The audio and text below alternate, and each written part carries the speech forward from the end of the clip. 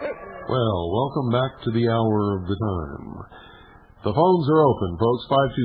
520-333-4578. I want to get your input on this. What do you think about it? Have you had an experience? Do you know somebody who has? Do you feel that you've been abducted? And have you ever spoken to a real live extraterrestrial? Now, I'm not going to make fun of you. I'm not going to ridicule you or anything. I really want to know what is going on out there, what's in the minds of the listeners of this broadcast. What do you feel the reality of this is? Where do you think it's leading us? Just recently, I was listening to some people who believe that we're entering some kind of a tremendous escalation of knowledge and spiritual development that is being perpetrated by this UFO experience. And I got to tell you, whatever it turns out to be, that's going to be true. Your interpretation of what that growth in intelligence and spiritual development is subjective and open to discussion, but I think whatever the reality of it is, that's definitely going to result in that. Good evening, you're on the air. Yeah, Bill, something a little more mundane. This is Steve. Your audio level is low again. You've barely been off the pin all evening again, sir. Really? Yeah, you had good level, but you were... How does that sound? Clipping out. You're up a little hotter now, or at least I show myself hotter. Well, we're not clipping out again, are we? No, the clipping was corrected, but your audio level went down after you. Yeah, well, that's because I thought maybe we were overloading the Comrex, and I turned it down, forgot to turn it back.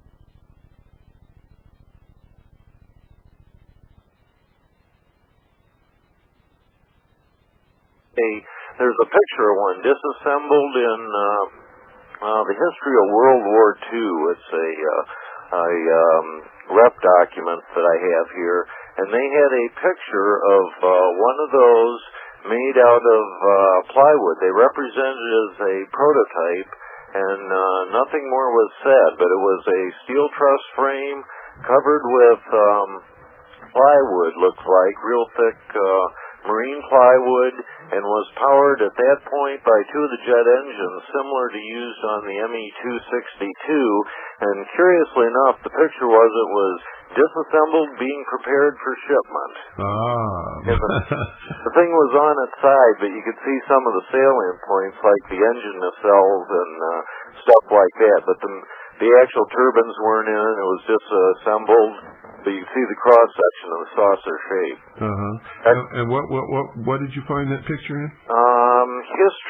I believe it's called the Pictorial History of World War II, and it was in the back as far as some of the booty and the high-tech things like the 262, the V-series weapons, and some of the other stuff that they were working on, and alluded to some of their nuclear progress, but didn't go into any details or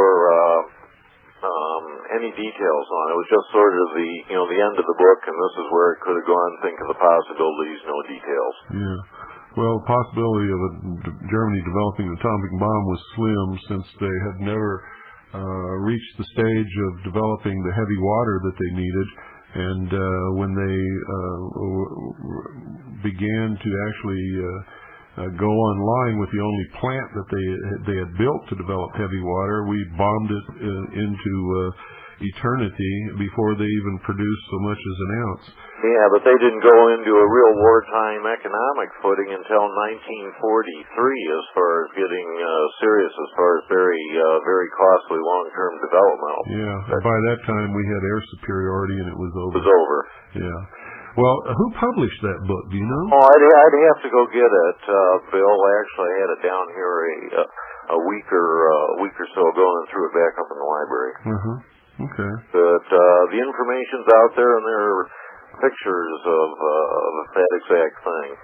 And then it just all falls off the radar. If Fancy that. Yeah, well, that's because when the governments that got that technology realized how important it was and what they could do with it, then of course they put down this veil of secrecy which has existed to this day. Yeah, and I love what you're doing out there at Groom Lake 51. I think that is just such a travesty that our tax dollars and our Constitution are allegedly supporting these people, and they won't tell us what they're up to. I mean, that isn't the black half. budget thing's got to really be turned over. Yeah, well, that isn't even the half of it. According to the Overflight Treaty, Russia and any other nation that's a signatory to the treaty can fly over Area 51 at any time that they want to, using the most technologically developed and up-to-date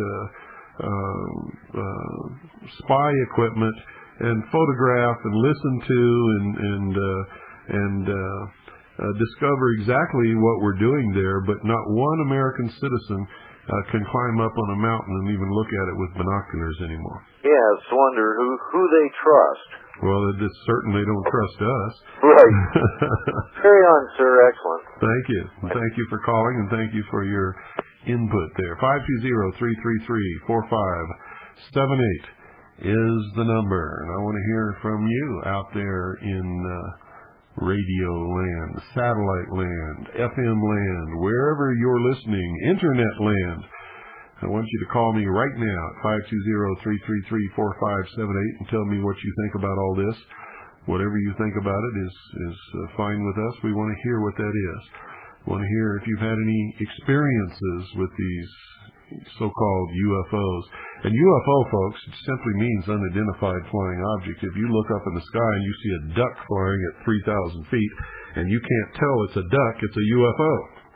And that's the truth, because the term simply means unidentified flying object, and anything that you see in the sky that you cannot readily and quickly identify and even later identify is a UFO. Most of them, for the most part, always turn out to be normal, average, everyday, explainable, mundane, normal things. There is a percentage, however, that are not normal, average, everyday, mundane things and cannot be explained by anybody, although some people try. They just don't succeed in most instances. I have seen these things myself on many occasions. I know other people who are credible, honest, truthful people who have seen them, and literally there are millions of people around the world who have seen these craft flying in our atmosphere. No one, to my knowledge, can prove that they are of extraterrestrial origin, or that they have ever been, or any of them have ever been of extraterrestrial origin, are now of extraterrestrial origin, or ever could be, or that extraterrestrial life even exists anywhere in this universe. So that is all conjecture, and if you believe in that, that's okay with us. If you want to tell us what you believe and what your experiences are, that's what we want to hear. 520-333-4578, and as usual, if I don't get a call in 2 minutes, folks, I'm going to shut this down and go to bed and not play this silly game that you appear to be trying to play every night with this telephone thing.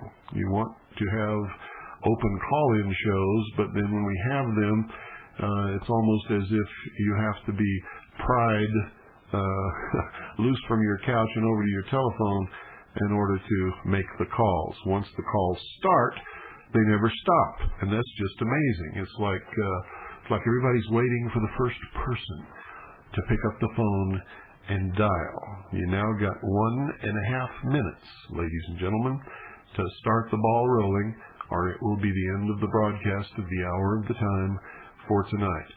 And I got to tell you something. If this kind of behavior continues, I'm going to go back to 1 hour of just imparting information, with rarely ever having call-in shows like I used to do before. And you're now at the 1 minute mark, and give up that second hour to somebody else like Michael Cottingham, who will be following this broadcast beginning October the 1st, and you've got to hear him. I mean, he is just fantastic. Good evening. You're on the air. Hey, this is Charles in Georgia. Hi, Charles. I just couldn't let you go off the air. Well, good. What do you know about UFOs? I'm skeptical. Skeptical. Why? Well, I've never seen one, and I don't think if you'd never seen one, you'd believe in them. Well, the truth is, until I did, I didn't. You're absolutely correct. Well, I think if they were not military, if they were from another planet, somebody would have shot one down by now. Either shot one down, or we would have some kind of proof that they were at least from some other planet. There would be something, but there just isn't. And the other planets are so far away, they would have to have much superior transportation to what we have. Well, get here. We don't know if we have that kind of transportation or not. I got to tell you that in secret, with these black budget projects, whatever you perceive as the state of the art of any given technology in the public arena, they're at least 50 to 100 years ahead in secret. Were you aware of that? No. Well, that's the truth. The old priests of the mystery religion of Babylon have learned how to hoard the secrets and use them to control populations. And whether they're doing this with UFOs, I happen to believe that they are, but other people believe that that's not the case. So, what do you know about UFOs, if anything? You read any books on the subject? I did several years ago, and I reached the conclusion they were either military and or people who were hysterical. Power of suggestion. People would see things that they wanted to see just by staring off into space. Well, I think probably in some instances that's probably exactly the case. I know that if you look up in the sky on some nights, you'll see some stars that you'll swear are moving, and they blink all different colors, and people will swear that stars don't do that. The truth is, stars do that. And they will swear that they've seen a UFO. And never mind that star moves across the sky from the east to west and sets just like all the other stars. But there are some unusual things that happen. If they're all stars, they should all come up and move across the sky and set on the other horizon. If you, however, open a camera lens while it's on a tripod and just leave the lens open so the stars track across the film, they will always be perpendicular to each other, or I should say parallel to each other, the tracks of the stars. If you see one of the tracks that's moving in any other direction, it's not a star, is it? Must not be.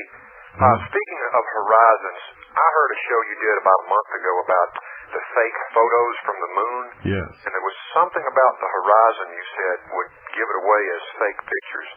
Well, I'd have to go back and listen to that tape. Nothing comes to mind right away, but then I was prepared to do that broadcast. Well, I think you said all the pictures had the horizon. Oh, yeah. Now I know what you're talking about. The horizon of focus of the camera was exactly 100 meters. So you think they filmed all that in some studio? Oh, they had to have, because they were using Hasselblad cameras, and in the kind of light that they would experience in space, in order to produce perfectly exposed color film, they would have had to stop the lens down to a very small aperture, in which case the limit of focus would have been infinity.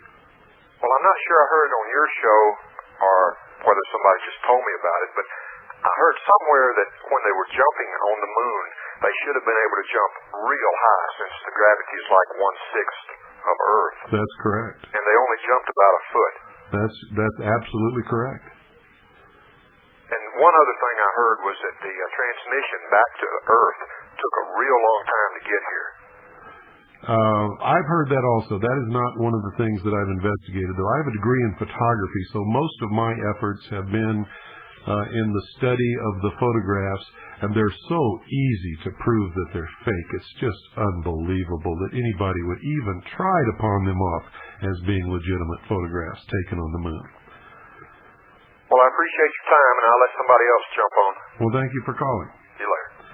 520-333 4578. This years ago, and it's even written in my book, folks. Years ago, I predicted that there would be some secret chambers uncovered under the Sphinx and the pyramids, and that there would be tunnels linking the two, and that they would uncover some vast storehouse of knowledge.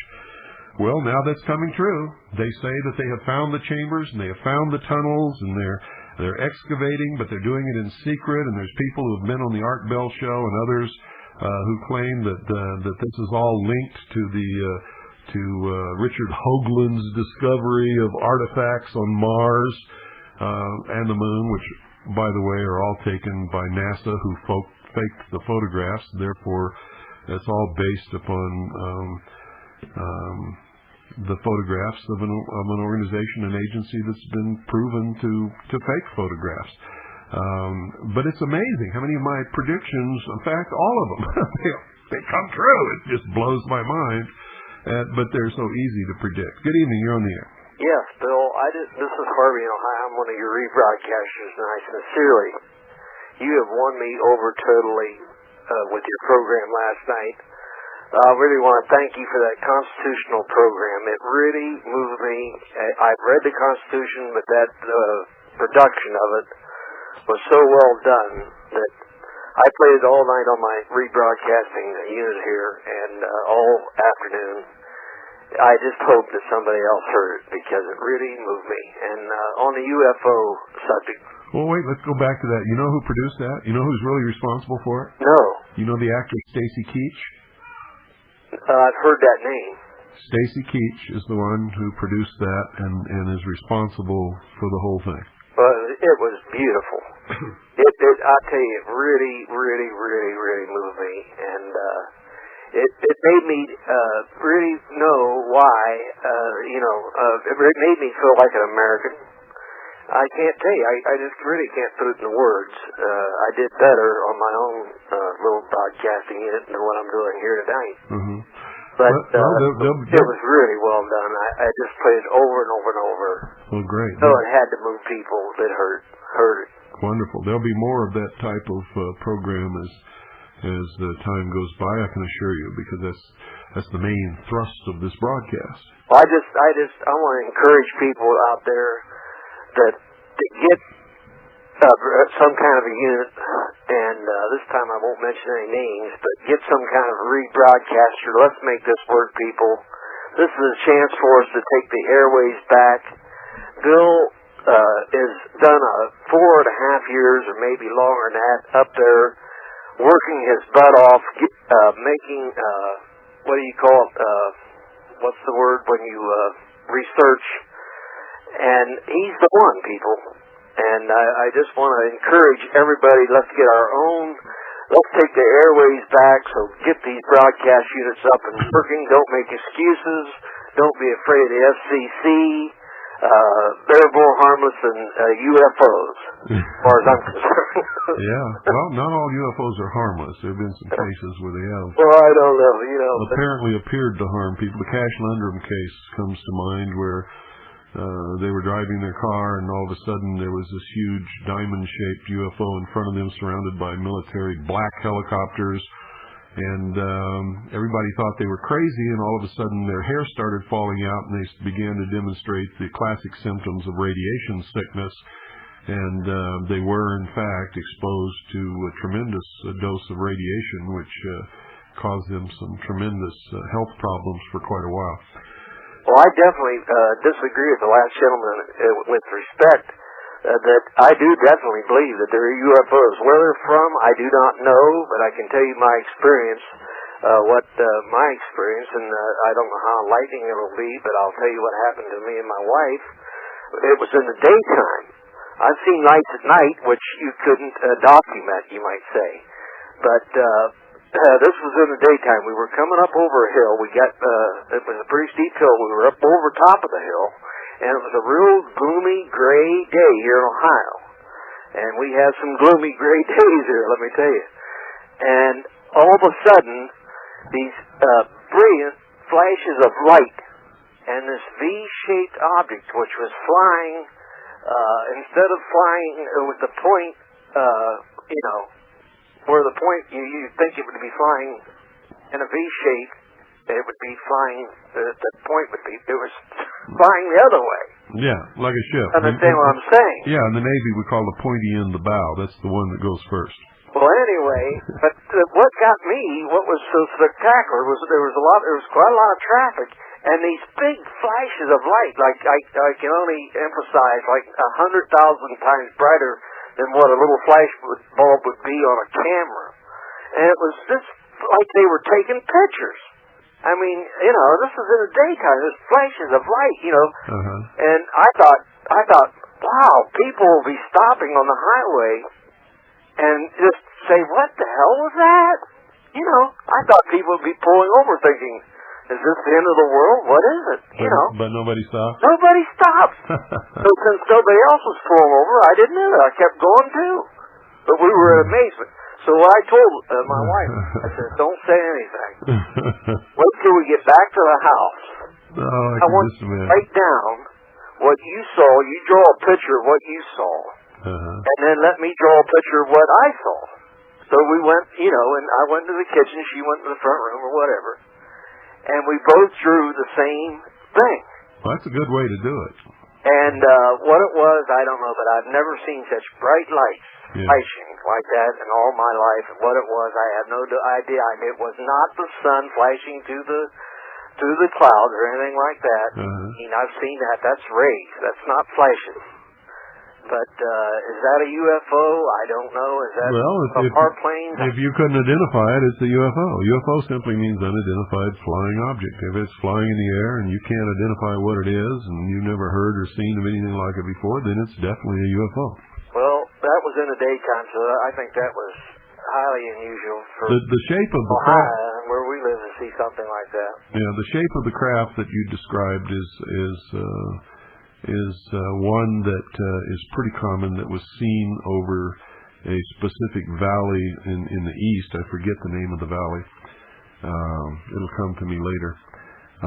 But it was seen for several years, and sometimes would appear to just sit motionless in the air, and sometimes would move very slowly.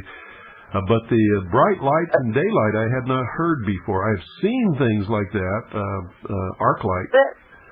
Pardon? I just said this was it. It was in the daytime. That was unusual, and there was no sound. Yeah. Well, that's typical with UFOs, no sound.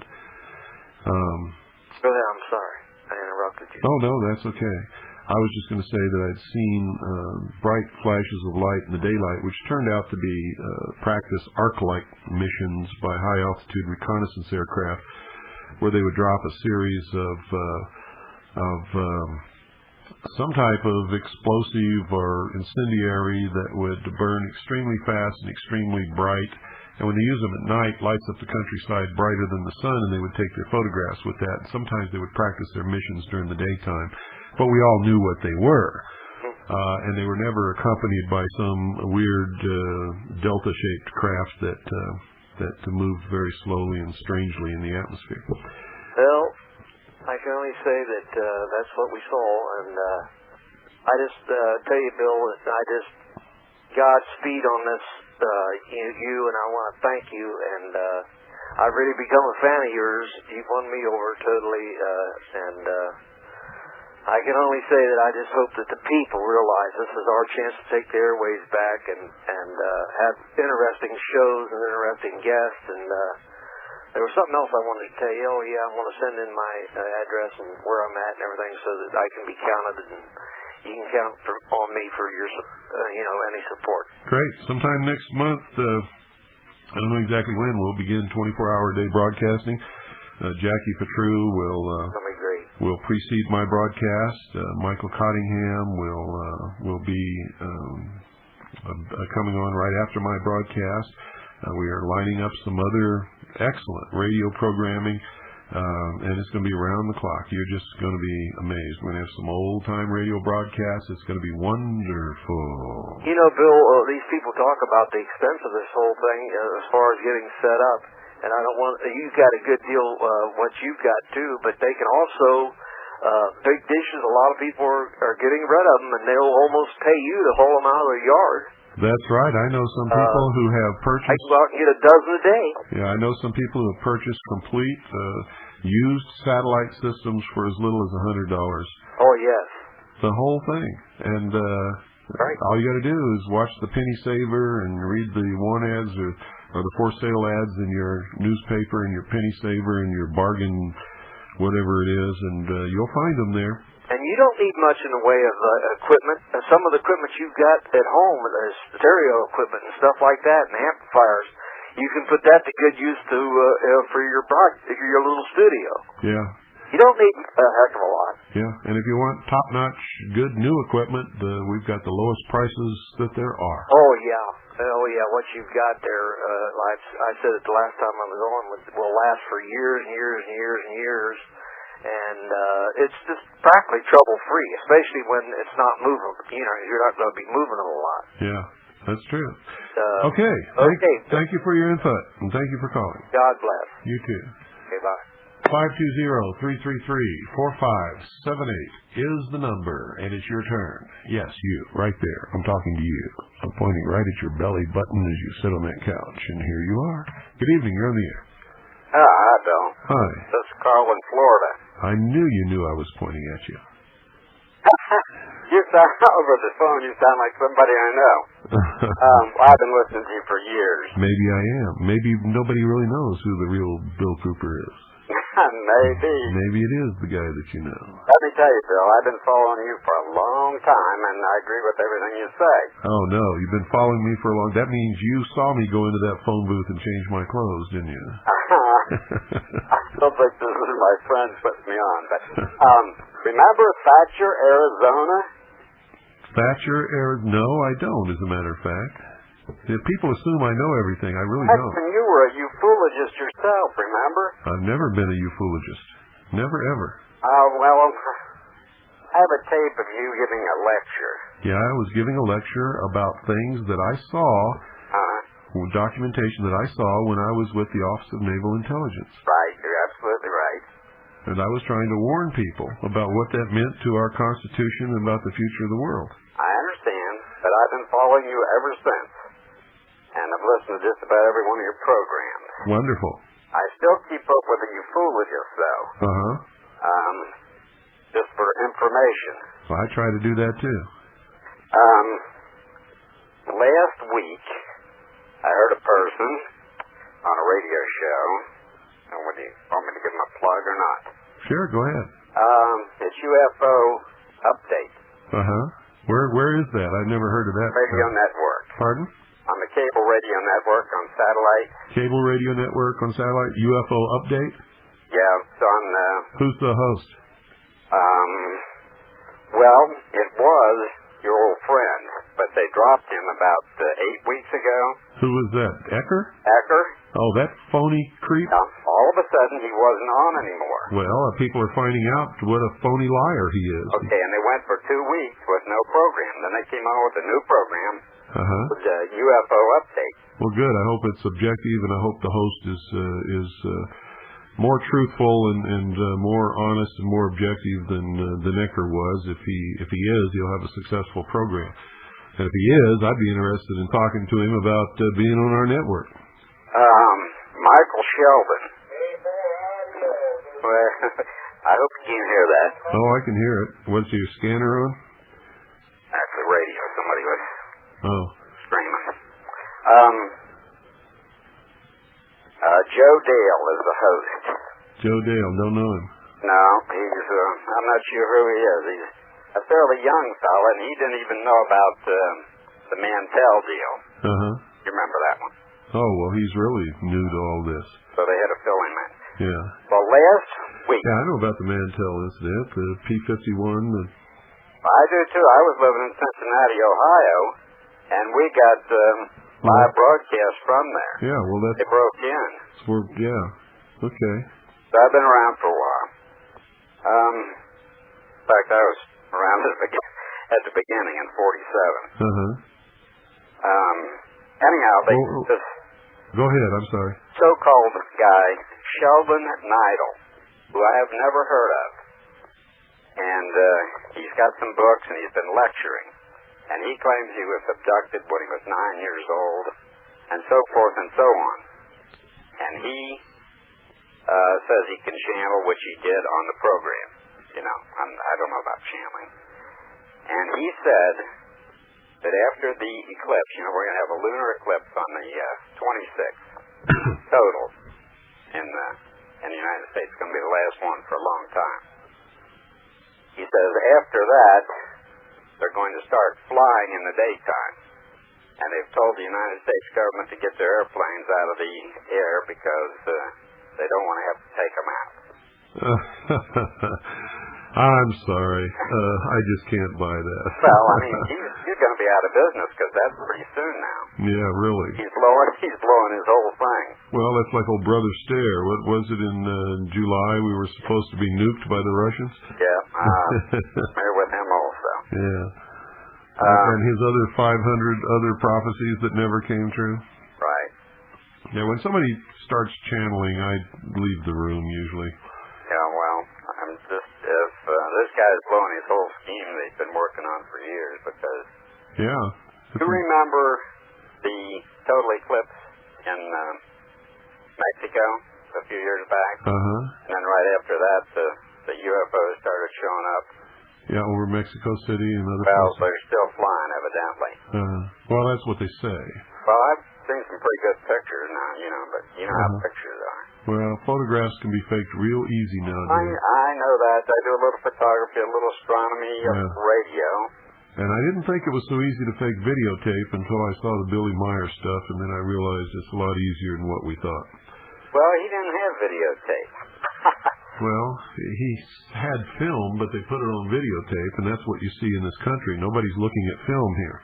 Well, there's some pretty good stills, but, you know, they could be fake. Well, I can guarantee you, we've already subjected many of the stills from Billy Myers to analysis, and they are fake, with no doubt.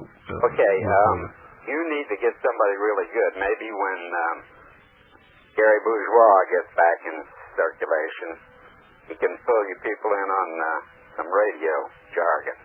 Radio jargon? Yeah. Everybody refers to a linear amplifier. That is only used in AM broadcasting. Well, what do you call it with FM broadcasting? Between the transmitter and the antenna? It's a Class C amplifier. Class C amplifier. And it's different from an amplitude modulated transmitter. Well, nobody knows what you're talking about anyway. Well, unfortunately. For FM, don't refer to it as a linear amplifier because this is not a linear amplifier. Yeah, okay. Non-linear amp. So it's a what? It's a Class C. There's A, B, and C, basically. A amp is linear, but completely linear. You know what linear means? Yeah, in line. I know what you mean. Yeah, right. And that's what you use in audio. In RF, like in CW, you use a Class C. Yeah. The carrier's only on half of the time in Class C. It's, you know about AC. If you make a spike and shut it off, it will drop back down. Yeah. You'll have AC. Well, in amplitude modulation, you can't do that. It'll be all distorted. But in FM, you can use a Class C amp. Okay. Class C amp is much, much more efficient than a Class A. Class A, you're wasting about half of the power that's going in. I see. So when you're talking about FM, it's just call it either an RF amp, or just call it an RF amp, radio frequency amplifier. Okay. All right. From now on, it's an RF amp. All you guys hear me out there? We have been educated. Linear is something the CBers, they call a linear. They're not even, they don't speak the English too good so much. They call it a linear amp. Well, all you got to do is listen to their broadcast, and you know they speak English too good. Really running Class C on those amps. And that's why it's so distorted. Whatever they're running, it's really screwed up. I want to tie it up. Let somebody else get in. Okay. I wasn't going to let you go off the air, so I thought I'd call. Well, thank you. Okay, bye. Good night. 520-333-4578 is the number. Well, that was an interesting call. Now we know that we don't refer to these things for FM broadcasting as linear amplifiers. They are RF amplifiers. Good evening. You're on the air. Yeah, Bill, how you doing? Good. This is Ernie up in Wisconsin here. Hi, Ernie. What do you know about UFOs? Well, I tell you, back in 1965, I lived up in a little town called Park Falls, Wisconsin.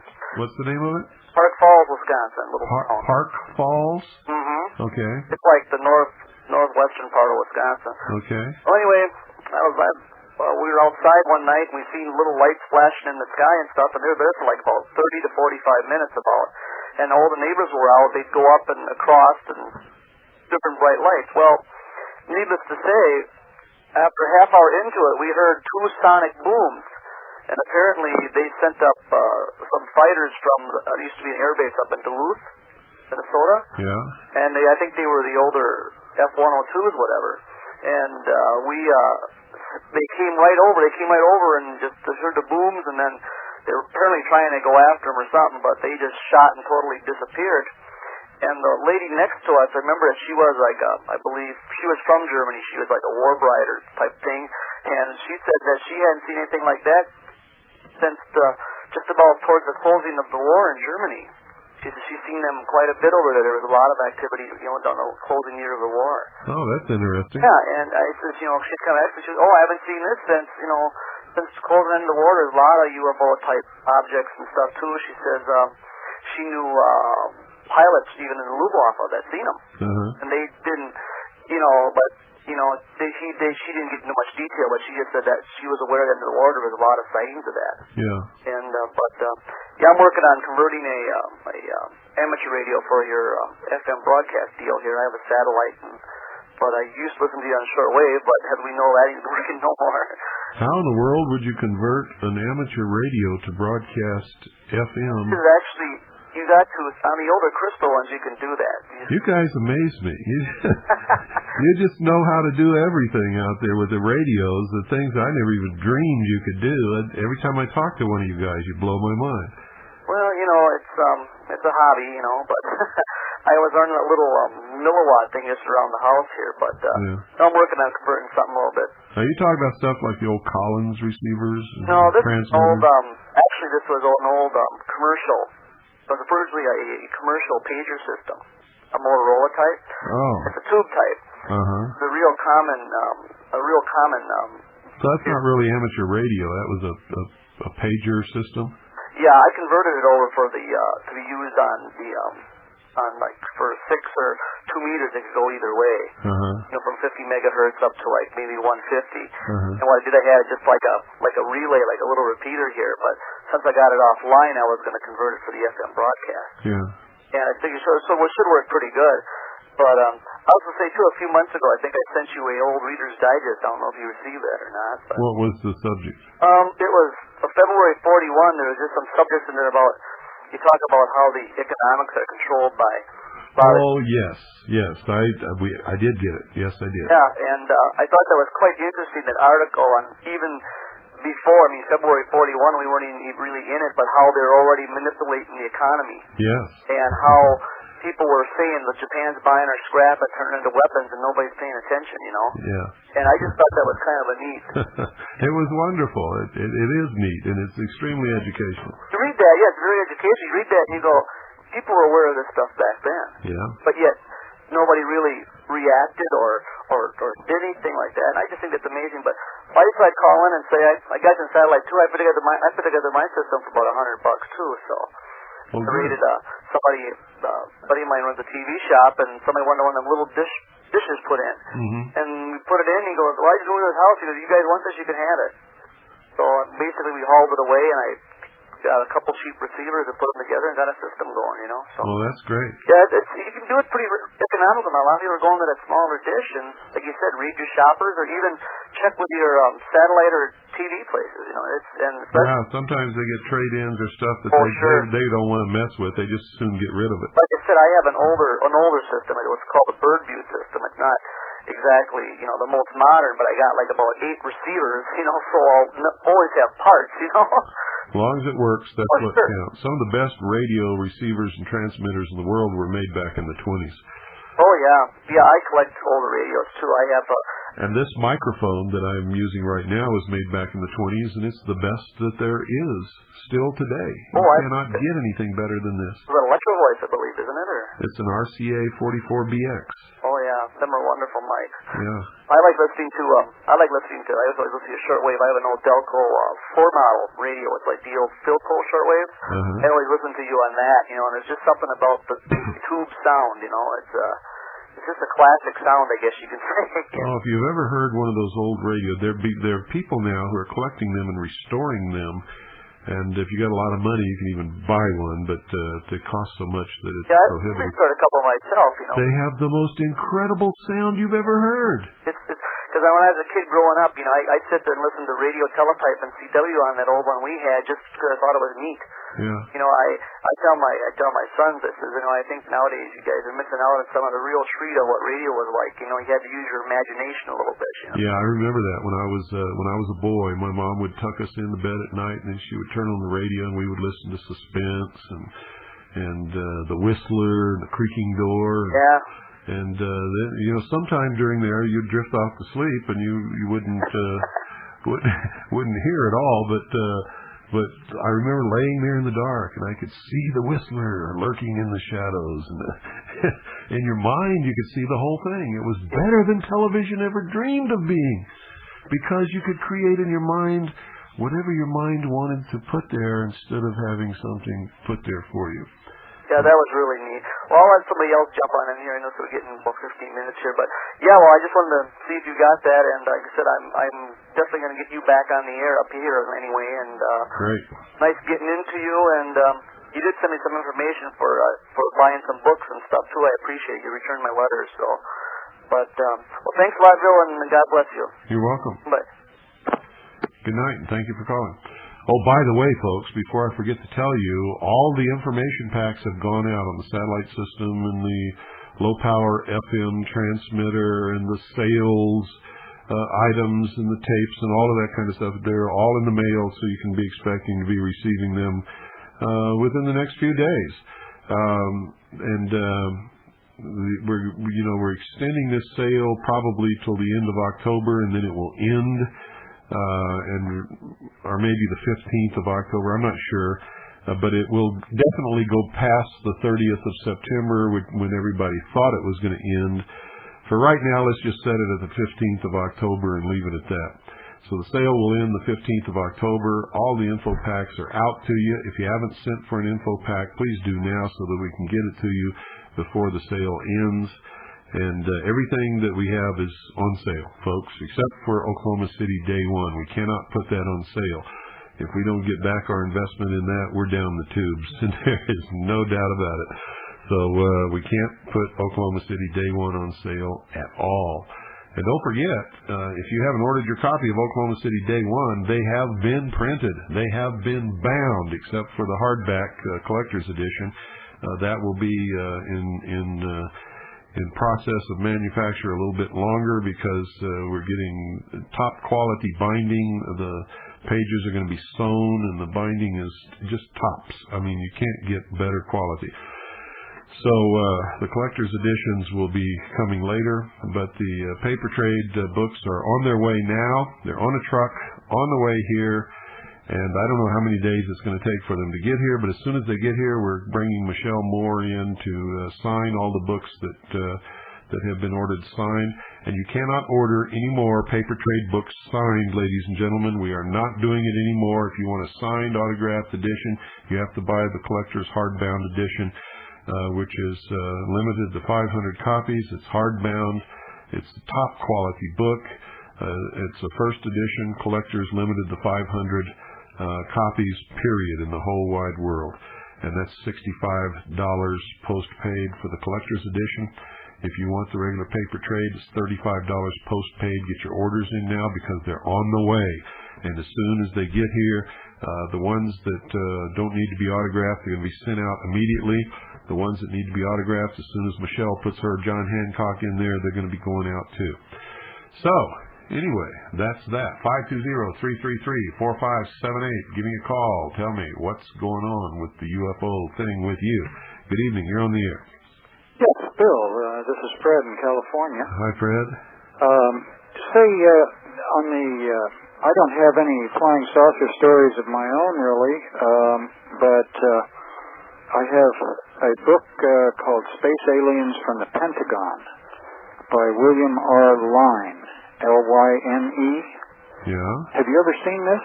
Well, tell me what it's about, and I'll tell you whether I've seen it. Yeah, it's subtitled Flying Saucers Are Man-Made Electrical Machines. Yes, I have seen it. Mm-hmm. The guy that lives in New Mexico, right? Yes. Yes, okay. Yeah, it's very good. He misinterpreted my take on the thing.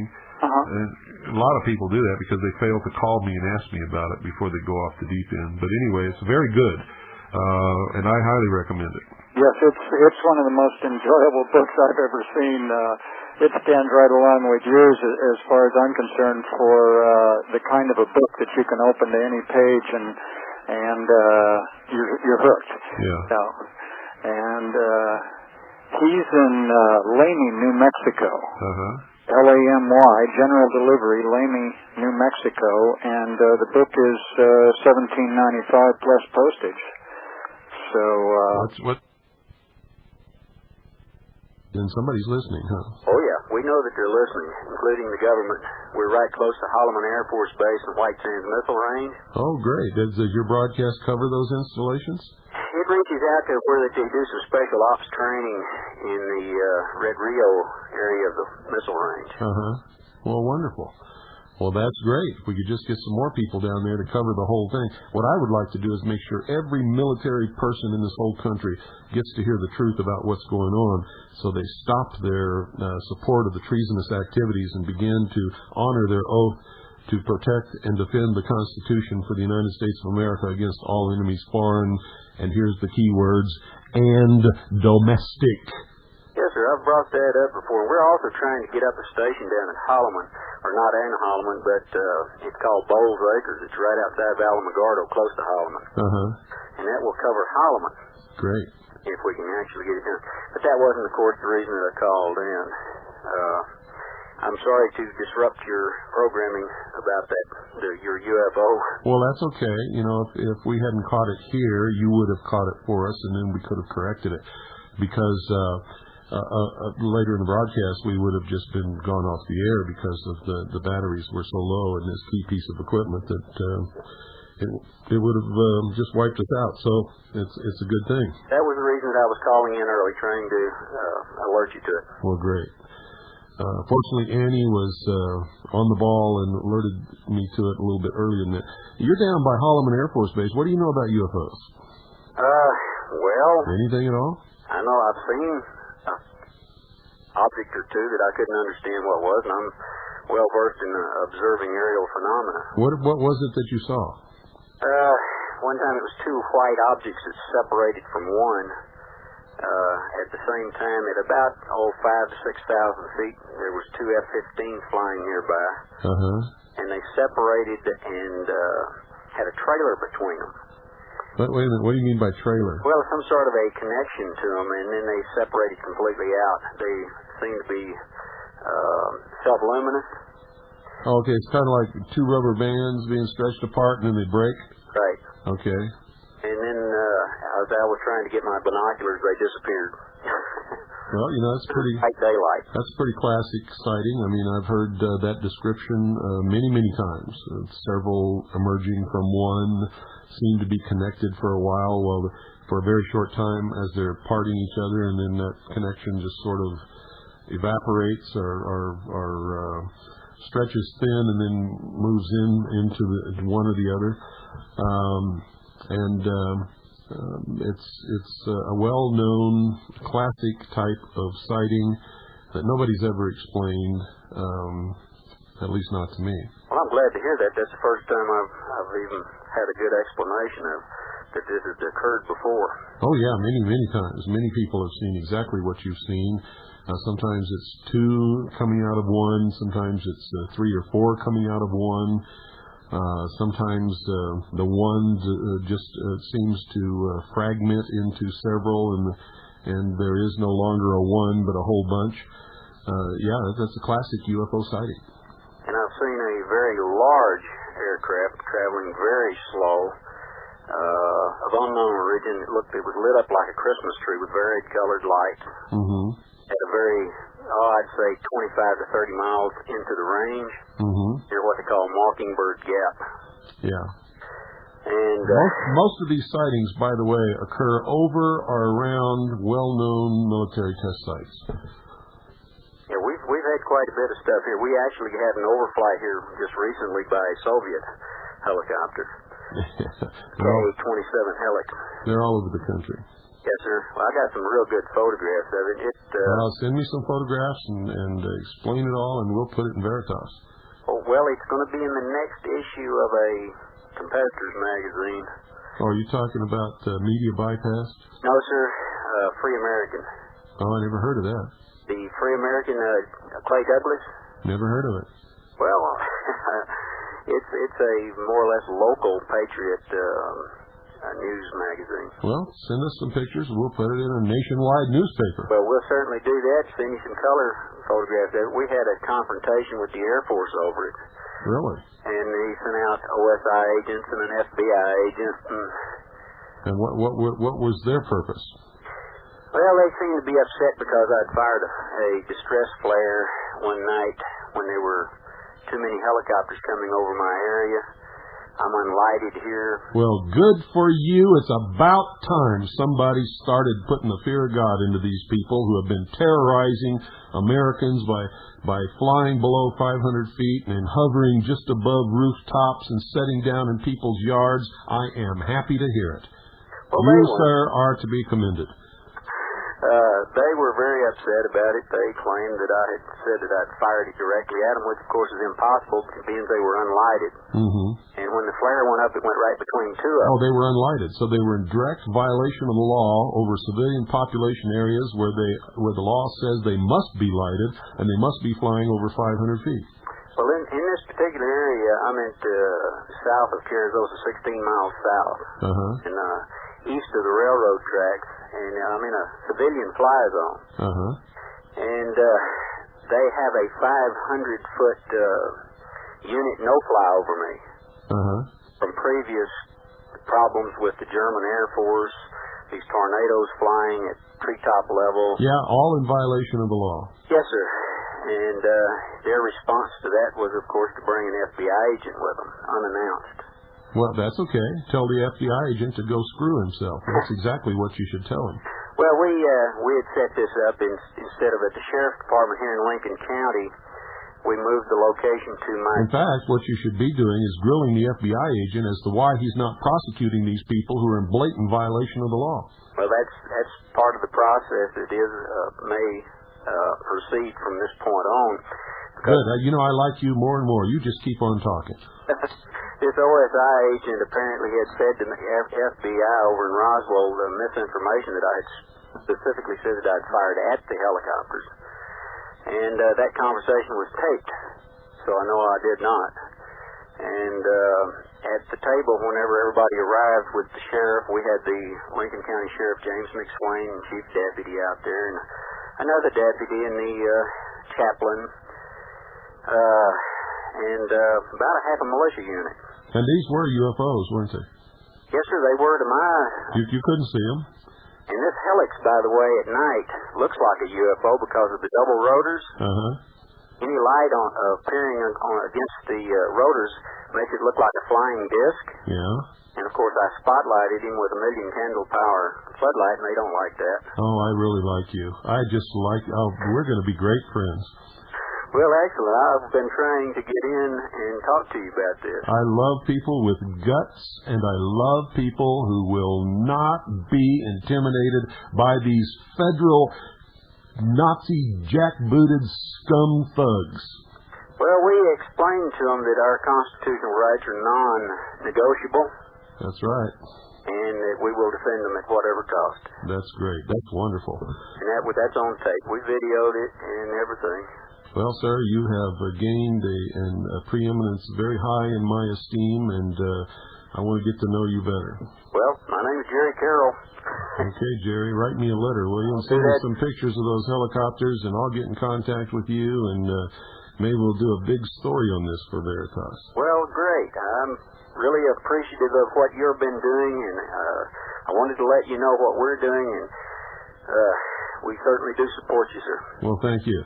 We support you too when you stand up and do what you've been doing. More people should be doing it and stop cowering in fear when these Nazi jackbooted thug intimidators fly around the country and beat down doors and rip up homes and tear apart families and point guns at people from helicopter doors at point blank range in the middle of the night. It's just absolutely amazing that Americans are taking this stuff. Well, we explained to them in no uncertain terms, you fly over us pointing a rifle, a weapon of any sort, or firing blanks, and the proverbial brown stuff will hit the fan. Fantastic. I love it. That's exactly what should happen. Nobody should ever allow them to get away with what they're doing. And our sheriff and our chief deputy was here to explain to the FBI and the OSI that this is not just my problem, that this was an entire countrywide and countywide problem, and that there have been actually people firing at them. Wow. Not me, not my group. Uh-huh. But up in some other areas of the mountains, this is not a healthy place for people to be irritating other folks. Well, let me tell you something. If all of a sudden, in the middle of the night, we're awakened by this unbelievable noise, and I run outside, and of course, when I hear something like that, I would always be armed, and I run outside and I look up and I see a helicopter with somebody in the door pointing a weapon at me, I'm going to shoot at them. Yes. I don't care who I'm not going to stop to figure out who they belong to. The man is pointing a deadly weapon at me, and I'm not going to give him a chance to pull the trigger. I'm going to shoot him. That's what I explained to an FBI agent, about these armed tornadoes. Yeah, and if he's firing, whether they're blanks or bullets, I don't know that. How am I supposed to know it? That's right. I'm going to protect my property and my life and the lives of my family. It's the perception that you have of defending yourself. That's right. And if it's a reasonable perception, then whatever you're doing is in self-defense. You better believe it. If somebody points a gun at you, that is always grounds to protect yourself and do whatever is necessary to make sure that they don't pull that trigger. Well, that was my interpretation of the law. Well, that is the law, and you're absolutely right, and I'll support you in that always, to the hilt. This FBI agent was also an attorney. Well, they all are. Let me take that back. I don't know if they all are attorneys today, but I know there used to be a time when you couldn't be an FBI agent unless you had gone to law school. Well, I had an uncle that was in the FBI, and he was a certified public accountant, CPA. And I don't know if that was years ago. Well, I guess they may have taken some of those guys, too, in order to be able to count the beans to prosecute somebody that, who knows. But I remember one of the requirements was law school. I remember that very well. Yeah, the FBI used to be my hero. I remember when I was a little boy, it was J. Edgar Hoover's birthday. I wrote him a letter wishing him a happy birthday, and he answered me back. I have that letter to this day with his signature on it, thanking me for wishing him happy birthday. Well, they weren't always crud. No, they weren't. In fact, there was a time in this country when what we believed about it was true. And this agent that came out seemed to be a decent type of sort after we had any understanding. Oh, they always do. They're well trained to talk to you in a manner that makes you think that they're your buddy, so that you will be more receptive to their ideas, and maybe you'll tell them something. Well, I did right off. I told him to get off the property. Wonderful. And ran him off, and then we came back. Wonderful. And discussed the situation further. Well, I'm always amenable to talk to them if they want to be peaceful and nice, and there's some purpose to the conversation. Beyond that, I don't have any use for them based upon their recent history. They have no credibility. As far as I'm concerned, they are participating in the destruction of the Constitution and the Bill of Rights, and are actively involved in bringing about a one-world totalitarian socialist government and destroying the creator-endowed rights of the American people. Unfortunately, I believe you're correct, 100%. Well, great. I want to thank you for calling. I really enjoyed this call. It's one of the most uplifting, one of the most wonderful calls that I've received in an awful long time. Well, sir, I'm going to certainly send you a packet. I'll send it also. I'd complained to the FAA and sent packets to them, too. Great. Wonderful. I'm going to get you a full-color shoot this, and we've started a petition, national petition. It's not gone national yet, but trying to force the FAA through Congress to raise the AGL 1,000 feet, all aircraft except emergencies, etc. And also that all of these aircraft have to be clearly marked as the country of origin, a branch of service, and a ID number on them. Fantastic. I'll sign that petition. In fact, everybody I know will sign it. We'll put it in Veritas, and everybody that subscribes to Veritas I know will sign it. Fantastic. So you get us all that stuff, and we'll help you. We've got commissioners, and the county attorney even signed it. Wonderful. That's great. Yes, sir. Thank you for calling. God bless you. God bless you, too.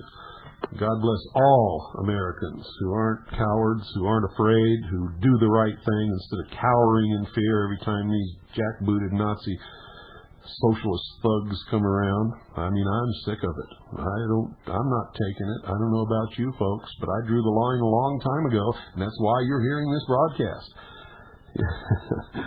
And that's the way it's got to be. The number is 520-333-4578. And tonight we're talking about UFOs, and you can call in and talk about your experiences with UFOs or ask questions if you want, whatever.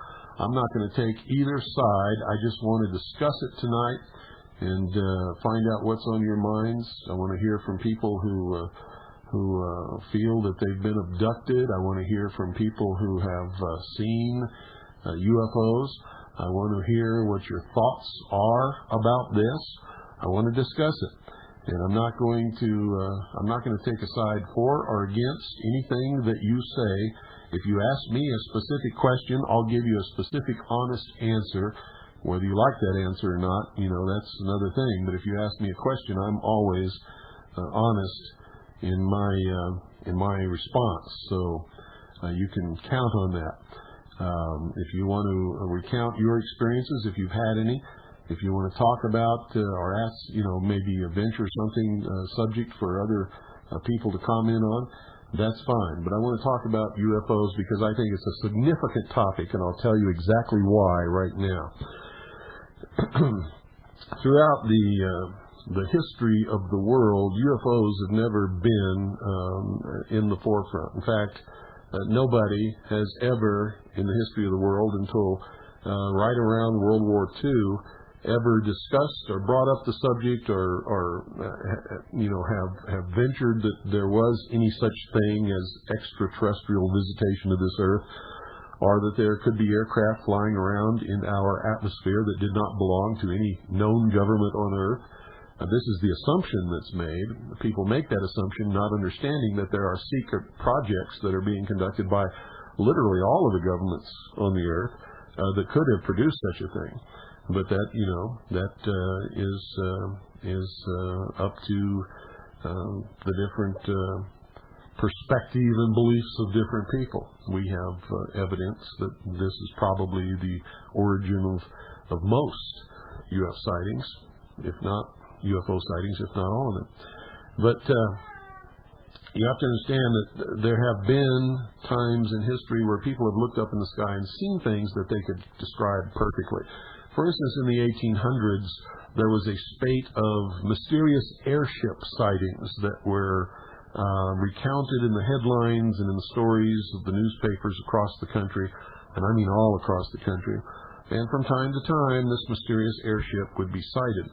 And basically what people saw was a big giant balloon with this superstructure beneath it, and the people that they described that they saw aboard this airship were always, without exception, people just exactly like them, wearing the same style clothing made out of the same type of cloth.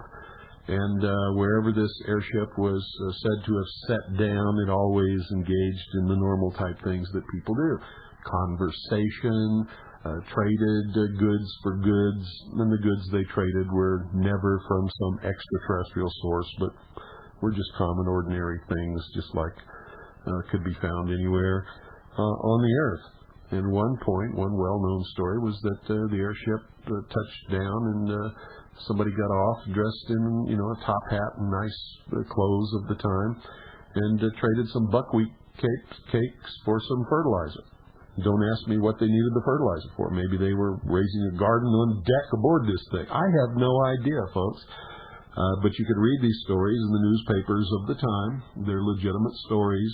They're not wild, way out, loony bin type things. Somebody built an airship based upon a balloon, and they had some type of propulsion propellers that made this thing go in the direction they wanted it to go. And it was reported as being seen in various places at various times, always along the route that had been reported as traveling before. So that's really the first time that UFOs are really mentioned, and it's not really a UFO because it can be identified as a balloon carrying human beings. Who owned it and what country it belonged to, nobody knew that. But they always spoke good English, American English, whenever they talked to someone. So the conclusion, the logical conclusion, that it was somebody who lived in the United States or on the North American continent who built this balloon-type airship with the superstructure below it that was traveling around, seeing the country from the air. I guess I don't know. I'm just guessing. Now, all through the history of the world, and even on Columbus's voyage, at one point on his voyage before he discovered America, he wrote in his logbook that he saw ships of light sail silently across the sky. What does that mean? I don't know. He could have seen some meteors enter the atmosphere and travel, through the atmosphere and glow very brightly and then disappear into the distance. That may have been what he saw. Nobody really knows what he meant by ships of light sailing silently across the sky. You have to make a guess. In some of the annals of the ancient Romans, there is reference to shields of light that appeared in the sky.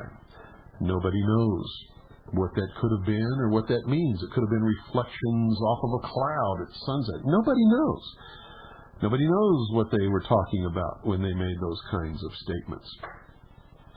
But the real modern-day type UFOs that are attributed to some extraterrestrial race from some other planet didn't really begin until the World War II and post-World War II era, and the term flying saucer was not coined until 1947 when a pilot claimed that he saw 9 glowing disc-shaped objects flying across the sky near Mount Rainier in Washington that came from the direction of Canada and went back in that direction. And some reporter, said, "Do you mean they look like flying saucers?" And he said, "Yeah," and that's where that term originated. But you have to understand the time, ladies and gentlemen. That was a time in history when a tremendous war had been fought, and pilots had reported something called Foo Fighters, specifically bomber pilots, not fighter pilots, but bomber pilots had reported something called Foo Fighters, which were just glowing small discs that would come up and travel along with them for a certain distance and then go on their way. But while the Foo Fighters were near the aircraft, they would have catastrophic electronic failures with their equipment. And post-war, it was determined that this was a secret German Nazi weapon, which was designed to fly alongside the bombers and put out a tremendous electromagnetic field, disrupt the electronics on the bombers, and cause them to abort their mission.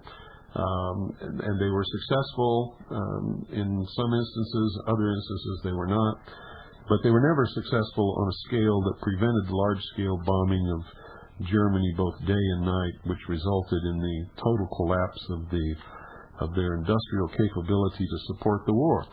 And we also know that secretly there were other craft being developed that were disc-shaped that actually may have turned the tide of war against the Allies had these craft been actually developed to where they would have been viable weapons platforms, because nothing could have maneuvered against them or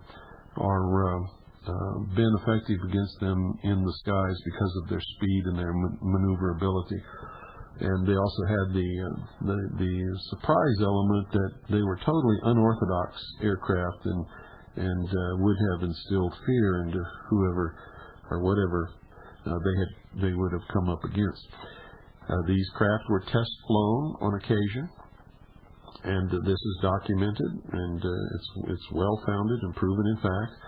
And we know that the Allies all got different pieces of this technology, and of course the scientists were all scooped up, and we got some, and the Russians got some, and the British got some, and nobody really knows how much of the actual hardware anybody got, and your guess is just as good as mine. But we do know that around 1947, these disc-shaped craft that the Germans had begun experimenting upon before and during World War II, all of a sudden began appearing in the skies over America and Canada. That's the North American continent, over the United States and Canada. And I have to apologize, I didn't mean to venture that Canadians were not Americans, because they certainly are.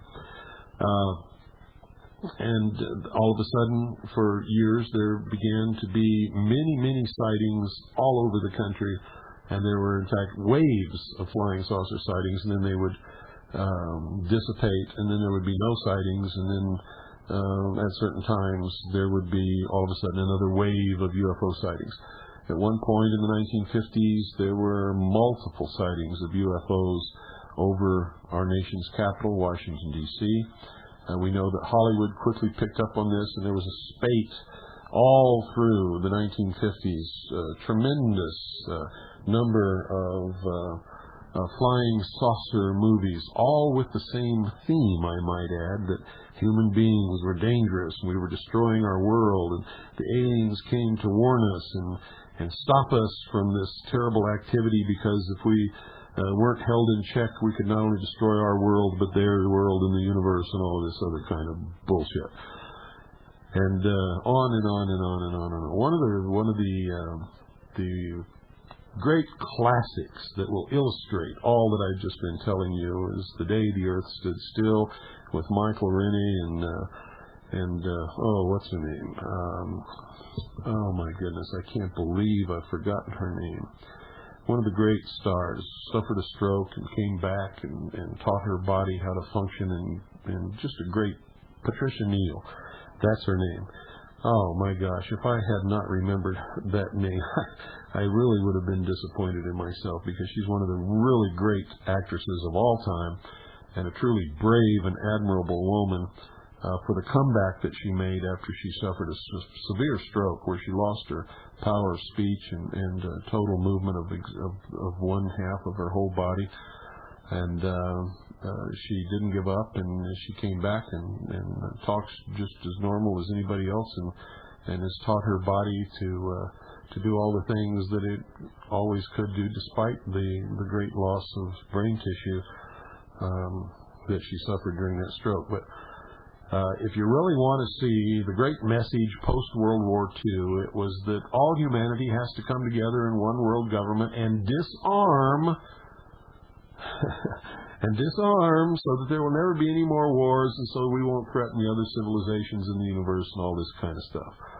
And it was all orchestrated. I believe that the Roswell incident was a part of that. But when you call tonight and we talk about these subjects, I'm not going to tell you what you should or should not believe. I just want to hear your opinions, and I will not give you my opinion unless you specifically ask for it or ask me a specific question, and then I'll give you my truthful answer to that. The UFO phenomenon has never ceased to be a point of major interest of millions of people, not just in this country but around the world. There have been tremendous sightings, incidents. For some reason, people always attribute the sighting to some extraterrestrial civilization.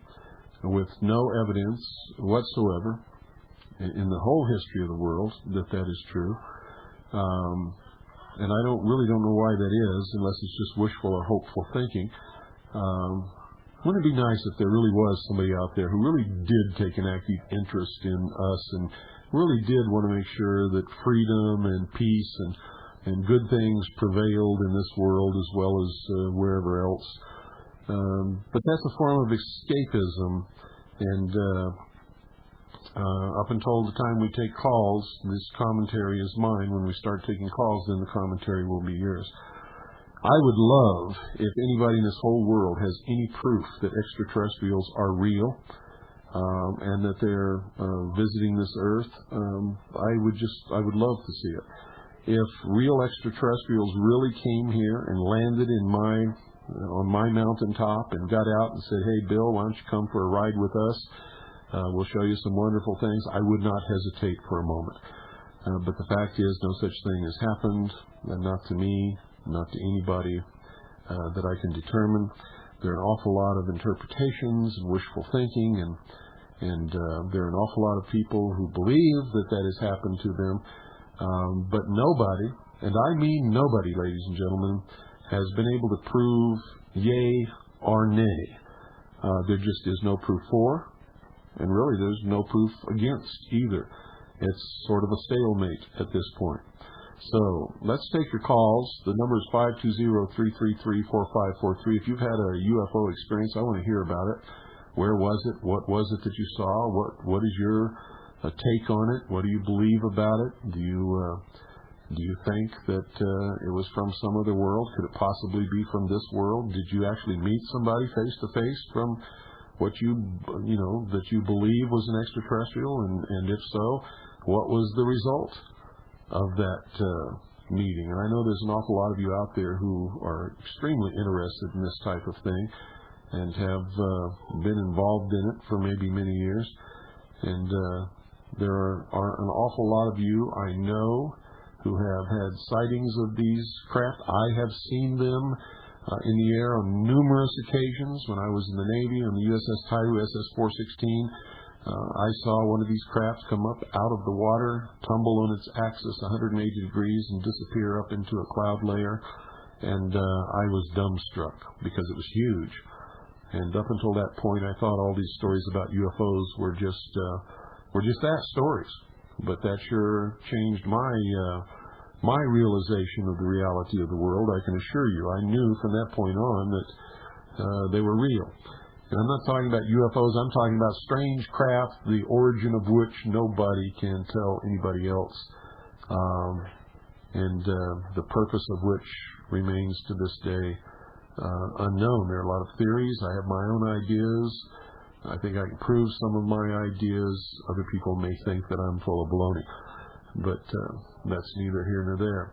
It woke me up to a different reality. It woke me up to the possibility of an unbelievable technology of which we know little or nothing about, and I'm talking about in the public sector.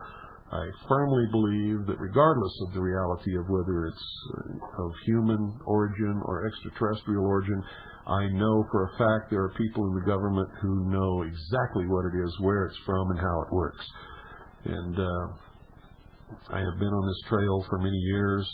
It was me that revealed to the world the location and purpose of Area 51 in the desert of Nevada, about 130 miles northwest of Las Vegas along Highway 375, which now the state of Nevada has named the Extraterrestrial Highway, due to the tens of thousands of people who travel that highway each year hoping to get a glimpse of a real flying disc being test flown over the desert of Nevada. And not too long ago, we took a group of people up there to Area 51, had an unbelievably marvelous time. The group of people were in themselves worthy of just going anywhere and spending time with. They were just so wonderful. And all of them extremely brave, because I took them places and we did things that most people would hesitate to even consider, much less follow my lead and just go along and do it. And I know that on a couple occasions, some of them were just petrified with fear, especially when we drove right up to the limits of the BLM land where the signs are that says that use of deadly force is authorized. And they thought that we were all alone there, and then all of a sudden, just across the line, this security jeep full of armed thugs turned on their headlights, and it was like a bunch of mice scattering. People who had cameras all of a sudden threw them in their car and locked the doors and pretended like they never had a camera in their hand. Some people went and hid behind their cars. And, it was fun. And it was a normal reaction, ladies and gentlemen. These people were not cowards. If they were, they would never have gone that far. They were just surprised. It was a surprise. I had told them that the security would be waiting for us at that point, and I don't think they really believed me until it happened. Because there's no time while you're in the Tickaboo Valley or anywhere near Area 51 that you are not under surveillance. You cannot be anywhere near that test site without being under surveillance the entire time, no matter what you're doing. Even if you don't even know it's there and you're just passing along the highway, somebody is watching you every single moment. The number is 520-333-4578. And in about 5 minutes, we're going to open the phones, and we'll be talking about this. But I don't want, to talk about it myself. I've been doing this for so many years. I want to hear what you have to say about it. I want to hear your stories. I want to hear your experiences. I want to hear what you think about it. And you don't have to tell me what you know I already think, because that's not what I'm looking for. I'm looking for an open discussion where we hear what you out there in this audience think about the UFO phenomenon and what it means to you personally and where you think it's taking us. Now, I know some of you out there that are listening think this is the biggest bunch of baloney you ever heard, and this is just a big waste of time, and I want to tell you that you're wrong. Whatever the truth of the UFO phenomena turns out to be, it will, and already is, in fact, affecting us all in a big way. And if it's true that extraterrestrials are visiting this Earth, then it's the most significant event in the history of the world. If it's not true that extraterrestrials are visiting this Earth, then it is a tremendous propaganda manipulation in order to make us behave in certain ways and maybe accept certain things that we would not otherwise accept. So, and if there is no reality to it whatsoever, then sociologically it tells us something about ourselves that maybe we had better begin to examine. I can tell you for an absolute fact that that's not the case. There is a tremendous reality to the UFO phenomenon, and these things are real. They really do fly around in the atmosphere. They've been seen by millions of people all over the world, not just a few kooks and Looney Tune people. But I will tell you this, there is a group of people who call themselves ufologists. I call themselves ufologists. And the people who are so immersed in this that it becomes their life, that are truly in la-la land. These are the woo-woo people. They're over the edge. They have adopted realities in their own mind that aren't real at all. They're living in fantasy land. They believe that the benevolent space brothers are going to save them from the realities and the terrible things that happen in this world. Much like some Christians believe that they're going to be raptured and they're not going to go through any terrible times. And it's a form of escapism. And there are others who pursue this and promote it for profit and for agendas of their own. And the ultimate reality, in my estimation, is that if they can prove the reality, or if they can make people believe that there is a reality of an extraterrestrial life form visiting this Earth, then it's going to be used as an excuse to propel us into a one-world totalitarian socialist government. For if they exist, and they're technologically superior to us, and they found us first, so the theory goes, then they represent a threat whether they really are one or not. It is the responsibility of the leaders of the earth to prepare to meet that threat should it ever materialize. And the only way to do that is to make sure that the earth is represented by one voice, by one police force, by one military. And that all boils down to, as Stanton Friedman says at the end of all his lectures, who speaks for planet Earth? Argentina? Red China? Would you like Haiti to represent you in negotiations with an extraterrestrial force that is technologically superior to anything on this earth? Well, the answer to this, ladies and gentlemen, of course, is no. So the logical conclusion is, well, we all must come together as one humanity, as President Reagan and Mikhail Gorbachev said on numerous occasions, in order to oppose this threat and ensure. For against this threat, wouldn't we all realize that we are one humanity after all?